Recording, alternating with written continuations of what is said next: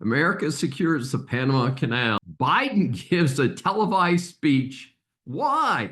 Mortgage fraud allegations against Letitia James.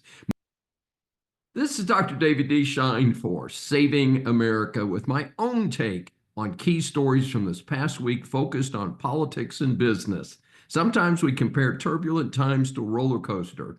Right now, perhaps more like a car crash. I think we're all suffering from whiplash with the rapid pace of the news these days.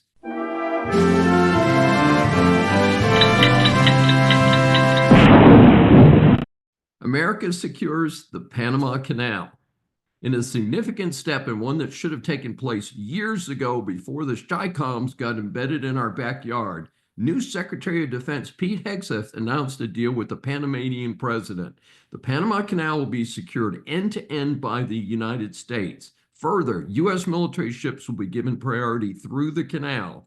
Panama is also withdrawn from a Schein Belt and Road Initiative as part of the deal. In addition, the U.S. will return to operation of several military bases and begin joint training operations with Panama's military. As I mentioned in a previous Saving America, the canal is the second busiest waterway in the world and is crucial to U.S. water transportation and, of course, military access. Parallel to this, two critical Panamanian ports are now controlled by C.K. Hutchinson, which is controlled by China. A buyout by a mega group including BlackRock, announced a $23 billion deal in early March. However, it is on hold since early April as the Scheins are panicked about the deal. I think something will be done here, but not the next few days. Again, it's crucial to tie back the aggression of the Scheins in the world stage, but especially in Panama, given it's in our backyard. Democrats run away from American values. Any American senator, Dem or GOP, should represent American values. Right now, we have in massive neon lights Senator Chris Van Hollen flying to El Salvador at the expense of U.S. taxpayers to cuddle up with an MS-13 gang member whose wife took out a restraining order on him since he beat her. Folks, I cannot make this stuff up. Incredibly, the same day the jury verdict for the murder by an illegal of Rachel Morin, a Maryland mother of 5, was announced.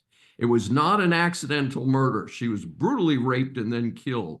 The evidence was so overwhelming that the jury deliberated for less than an hour.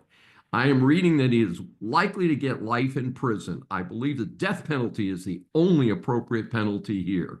How can Van Hollen be this out of touch with the state and the American people? This is disgusting. I understand that he has never reached out to Morin's family. I call on the taxpayers of Maryland to demand that he personally cover the cost of his airfare to visit an MS-13 gang member. Further, that a recall be initiated for this insensitive whack job. Maine governor clueless on what America wants. Of course, Maine Governor Janet Mills has openly defied the Trump administration executive order enforcing Title IX to prohibit biological males from women's sports and locker rooms. This means she is also defying her own voters who strongly favor protecting women in sports. The latest is the best U.S. Attorney General in the years, Pam Bondi, has filed suit in federal court to protect the rights of women and girls in Maine. I note that the left-leaning USA Today called supporters of the lawsuit anti-trans activists. Sorry, you jerks. Advocating for the rights of women is not being anti-trans, it is being rational. Despite the small number of biological males playing in high school and collegiate sports, the number of injuries is disconcerting.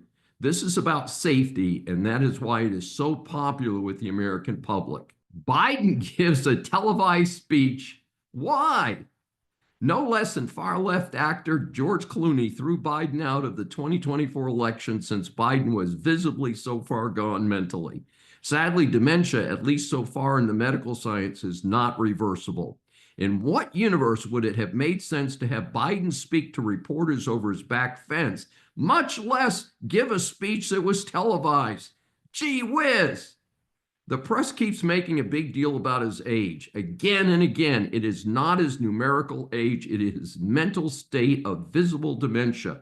In this case, he rambled and shouted. I regard having him stay in the White House as long as he did to be elder abuse. Parading him out for the rest of us sane people to make fun of him doubles down on elder abuse.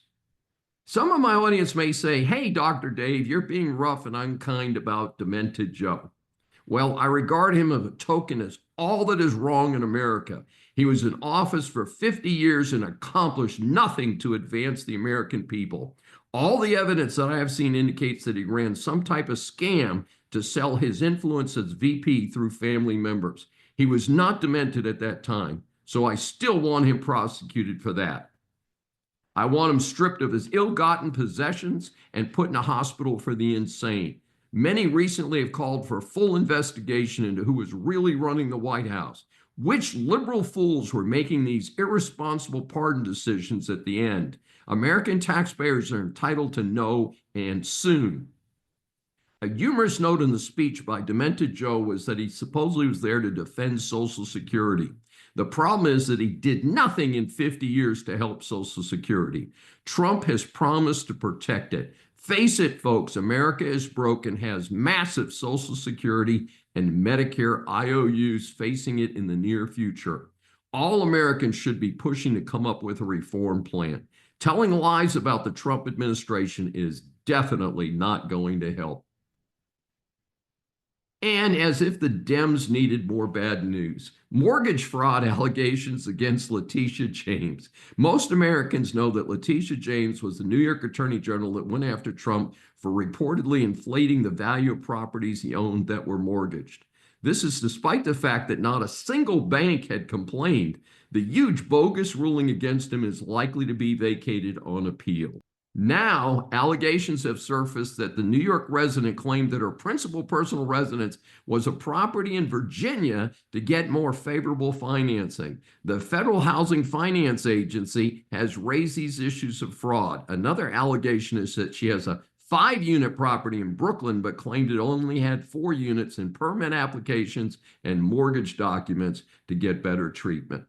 Even more entertaining, she has been reported to have shown her father as her husband on loan docs again to get more favorable terms. This could lead to prosecution for wire fraud, mail fraud, bank fraud, and false statements to a financial institution. I've heard one expert opine that she may have to resign her position even if she's just charged with these crimes, not awaiting a possible conviction. Hey, we'll be watching this one. Antitrust ruling against Google. A federal judge in Virginia has ruled that Google is an online advertising monopoly. This was in response to a suit brought by the U.S. Department of Justice. It is the third antitrust hit that the company has taken recently. Of course, Google, through its parent company Alphabet, will be appealing all these decisions for many years to come. So ultimately, the outcome will not really be known until the final appeals are concluded. Meta, the Facebook parent, faces its own antitrust action. In the meantime, another one of the Magnificent Seven, as a handful of big tech companies are known, is also going through the ringer. The feds are arguing that Facebook, through its ownership of Instagram and WhatsApp, controls the social media market for personal communications. In the interest of full disclosure, I've never been a fan of Zuckerberg, so the case is just fine with me. The underlying situation is that about a decade ago, Instagram was moving up rapidly and was bought by Meta to prevent it from competing with Facebook. Folks, that sounds a lot like a monopoly effort. Go woke, go broke, Delaware.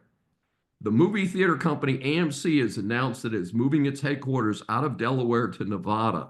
A summary report indicates that about 20 major companies have joined the exodus from Delaware. Those include Madison Square Garden Entertainment and Simon Properties, the country's largest mall operator. One trigger was the highly reported departure of Elon Musk's companies. He relocated Tesla and SpaceX to Texas, while Neuralink and Twitter X moved their headquarters to Nevada. Tiny Delaware was the darling of the big corporations for about 2 centuries. This was due to its corporate laws and specialized court that advanced the development of major American corporations. It is hard to summarize the reason for the departures, but some claim that it is due to a trend toward less friendly to business court decisions. The big one was a ruling against a huge compensation package for Musk from Tesla. In fact, Musk tried twice and lost both times as shareholder groups opposed the package. The allegations are that Delaware courts have gone woke, way woke, and corporations have a choice. They can move to other states. And of course, we're happy to have them here in Texas. Firebombing of the Pennsylvania governor's mansion. In something that's hard to conceptualize, an individual who appeared to have anti-Semitic hatred somehow climbed over a wall, broke into the mansion late at night, firebombing 2 rooms. Even though the governor and his family were in the mansion at the time, fortunately, nobody was injured. The damages are reported to be extensive. The issue underscores the serious issue of violence in America, driven by political positions. In my lifetime, I have never seen it reach this pitch. Polls indicate that a significant percentage of liberals feel that even killing Trump or Musk would be okay. This is a horrendous report, and I hope people were engaging in hyperbole and do not really feel that way. Gosh almighty. Ending daylight savings time. Even when I was younger, that transition to daylight savings time in the spring was never easy. As I've aged a bit, it seems to hit harder. Then messing with the clocks in the fall. From my perspective, I'll take either leaving it advanced or leaving it on international time. However, my personal preference is that we stay with the international time system, given the way the whole world communicates today. I think this is most friendly for business and personal applications. What do you think? This is Dr. David D. Schein. Thanks for joining me for this special edition of Saving America. Remember, a new Saving America show is aired on the Brushwood Media Network every Saturday at 11 a.m. Eastern Time. Listen on any of the 16 network stations, Apple or Google mobile app, Apple CarPlay, TuneIn, Smart Speaker, and all smart TVs. Find more information at the brushwoodmedianetwork.com.